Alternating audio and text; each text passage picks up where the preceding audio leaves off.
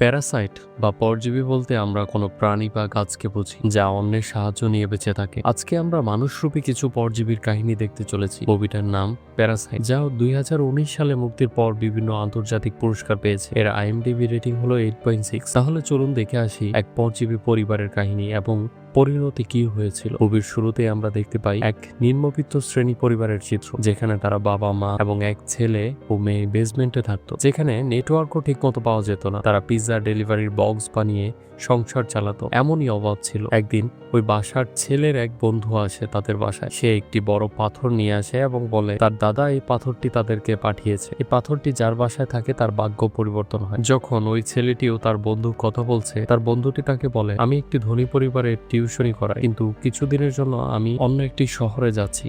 যদি তুমি চাও তাহলে সেখানে টিউশনি করতে পারো, কিন্তু তার জন্য তোমার ভালো একটি সার্টিফিকেট লাগবে। তারপর আমি তোমাকে টিউশনের জন্য সুপারিশ করে দিব। এতে সে রাজি হয়ে যায়। ওই ছেলেটির বোন গ্রাফিক্স ডিজাইনে ভালো ছিল, তাই সে তার বোনকে দিয়ে একটি নকল সার্টিফিকেট বানায় এবং তা নিয়ে পরদিন ছেলেটি ধনী পরিবারের বাসায় যায়। যাওয়ার পরে ছেলেটি দেখতে পায় তারা আসলেই অনেক ধনী এবং তাদের বাসাটাও অনেক বড়। এ বাড়িটির মালিকও একজন সম্ভ্রান্ত ব্যবসায়ী ছিল। তারপর ছেলেটি ছাত্রের মায়ের সাথে কথা বলে এবং মহিলাটিও ছেলেটির সমস্ত সার্টিফিকেট গুলো দেখে ছেলেটিকে একটি সুযোগ দেয় পড়ানো। স্টুডেন্ট ছেলেটির মা তার পড়ানোতে সন্তুষ্ট হয়ে 1 মাসের বেতন ও অ্যাডভান্স দিয়ে দেয়। ওই সময় ওই ধনী পরিবারের ছোট ছেলেকে দেখা যায়, যে খুব দুষ্ট ছিল। মহিলাটি কথায় কথায় ছেলেটিকে বলে সে তার বাচ্চার জন্য একজন ড্রয়িং টিচার খুঁজছে। ছেলেটি মনে মনে ভাবছিল তার বোনের কথা এবং সে মহিলাটিকে বলে তার এক কাজিন রয়েছে যে ভালো আর্ট করতে পারে এবং বাচ্চাদের ব্যাপারে তার ভালো সাইকোলজিক্যাল জ্ঞান রয়েছে। মহিলাটি যদি চায় তাহলে সে তাকে টিচার হিসেবে রাখতে পারে। পরদিন সে তার নিজের বোনকে নিয়ে আসে, যেখানে তারা কেউই বুঝতে দেয় না যে তারা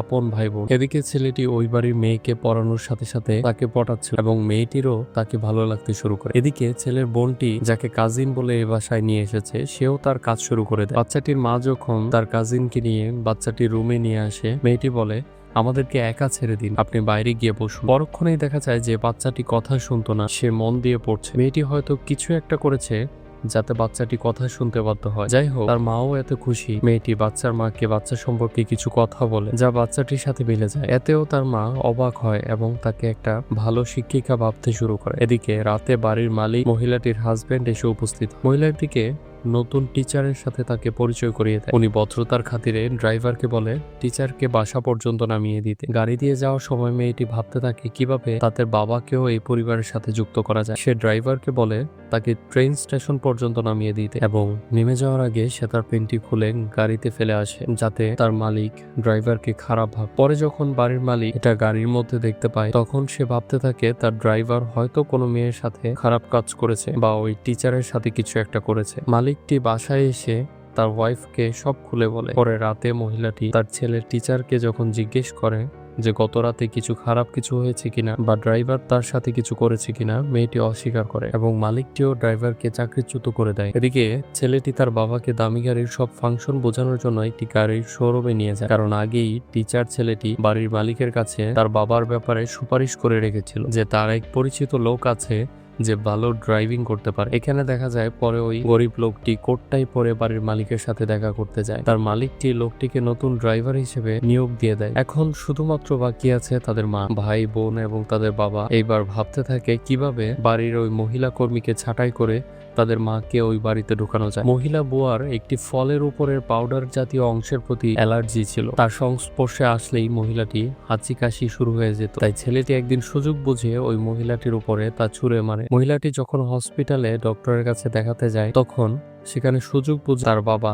সেলফি তোলার ছলে বুয়াটির ছবি তুলে নেয় আর তা বাড়ির মালিকের স্ত্রীকে দেখায় এবং বলে যে তার বুয়া টিবি রোগে আক্রান্ত, কিন্তু সে তার সবার কাছ থেকে লুকাচ্ছে। এদিকে তার বাবা মেয়েকে মেসেজে জানিয়ে দেয় যে সে শীঘ্রই মালিকের স্ত্রীকে নিয়ে বাসায় ফিরছে, তাই দ্রুত কিছু একটা করতে, যাতে মালিক মহিলাটি বুয়াকে ভুল বোঝে। মেয়েটি আবার মহিলাটির উপর সে পাউডার ছুঁড়ে মারে এবং বাড়ির মালিকের স্ত্রী বাসায় যখন প্রবেশ করে, সাথে সাথেই সে দেখতে পায় তার বুয়া প্রচন্ড পরিমাণ কাশছে। এতে সে আরো ভয় পেয়ে যায় এবং সব বিশ্বাস করতে থাকে। আবার লোকটি সুযোগ বুঝে টিস্যুর উপর সস ছিটিয়ে সেটা মালিকের স্ত্রীকে দেখায়। এতে সে আরো বিশ্বাস করতে থাকে যে তার সত্যিই টিবি রোগ রয়েছে। মালিকের স্ত্রী লোকটির কাছে সব জানতে চায় এবং এর সমাধান কি তার কাছে পরামর্শ চায়। এবার ড্রাইভারের কথা মতো মহিলাটি বুয়াটিকে চাকরি থেকে বের করে দেয় এবং তার কথা মতো অন্য মহিলাটিকে কাজে নিয়ে আসে, যে ছিল তারই বউ। একদিন মালিকের ছোট বাচ্চাটি সবার সামনেই বলে ওঠে যে তাদের সবার শরীর থেকেই একই রকম গন্ধ আসে। তখন বাচ্চাটির কথায় কেউ কিছু মনে না করলেও পরে সবাই আসলে ভাবতে থাকে হয়তো আসলেই সবার শরীর থেকে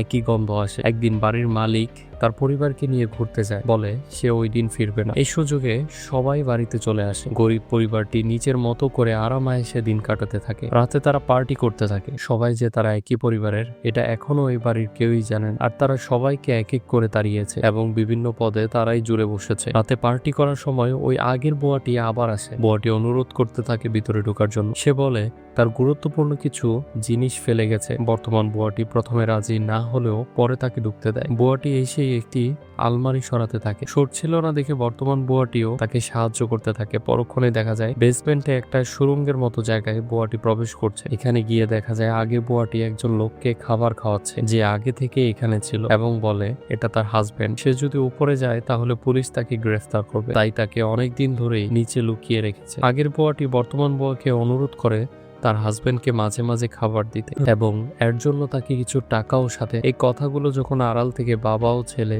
ও তার মেয়ে শুনছিল, তখন হঠাৎ করে পা পিছলে সবাই নিচে পড়ে যায়। আর তা দেখে আগের বুয়াটি ভিডিও করতে থাকে এবং সে বলে তাদের মালিককে সব বলে দেবে। এটা বলে মেসেজ অপশনে গিয়ে ব্ল্যাকমেল করতে থাকে। বুয়াটি আবার ভিডিও করার সময় এবার সুযোগ বুঝে বর্তমান বুয়াটিও তার পরিবারের সবাই ঝাঁপিয়ে পড়ে তার উপর ফোনটি নেওয়ার জন্য। এভাবে ফোনটি নিয়ে ছেলেটি ওই ভিডিওটি ডিলিট করে দেয়। এমন সময় বাড়ির মালিকের স্ত্রীর ফোন আসে, যে বলে বৃষ্টির কারণে তারা ঘুরতে যেতে পারছে না, তাই তারা বাসায় ব্যাক করছে এবং বুয়াকে বলে রাতের খাবার রেডি করে রাখতে। বুয়াটি সব তাড়াতাড়ি রেডি করতে শুরু করে আর বাকিরা ওই আগের বুয়াকেও তার হাজবেন্ডকে ওই বেসমেন্টে সুড়ঙ্গে নিয়ে যায় আর বেঁধে রাখে। রাতে আবার সবাই ঘুমানো পর্যন্ত সবাই অপেক্ষা করতে থাকে। লোকটি আবার বলতে থাকে ড্রাইভারের শরীর থেকে একটা দুর্গন্ধ আসে, যা সে এখনো পাচ্ছে। এতে ড্রাইভারটিরও খারাপ লাগে।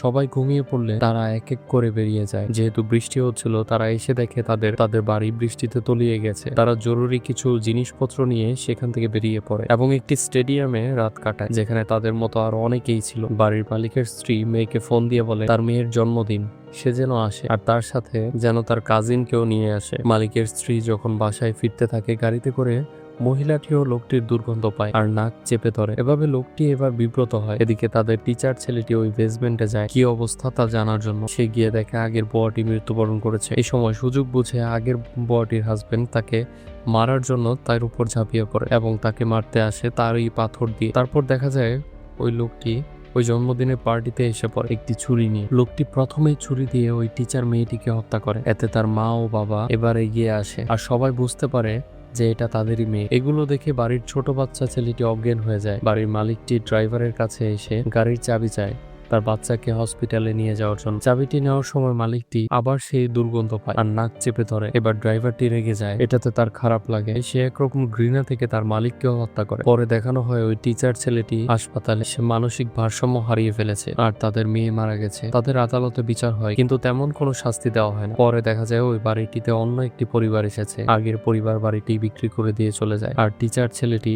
বাড়ির উপর নজর রাখতে থাকে। তার ধারণা তার বাবা ওই বেসমেন্টে লুকিয়ে আছে। একটা লাইট সিগন্যাল থেকে শব্দে রূপান্তর করে সে বুঝতে পারে ওই সিগন্যালটি তার বাবাই পাঠাচ্ছে। আসলে তার বাবা পুলিশের ভয়ে ওই বেসমেন্টে লুকিয়ে পড়ে আর রাতে লুকিয়ে লুকিয়ে খাবার খায় আর কোডেড মেসেজ পাঠাতে থাকে যদি তার ছেলে সেটা দেখতে পায়। তার ছেলেও স্বপ্ন দেখে সে একদিন এই বাড়িটি কিনে নেবে আর তার বাবা উপরে উঠে আসবে। এভাবে এই মুভিটি শেষ হয়।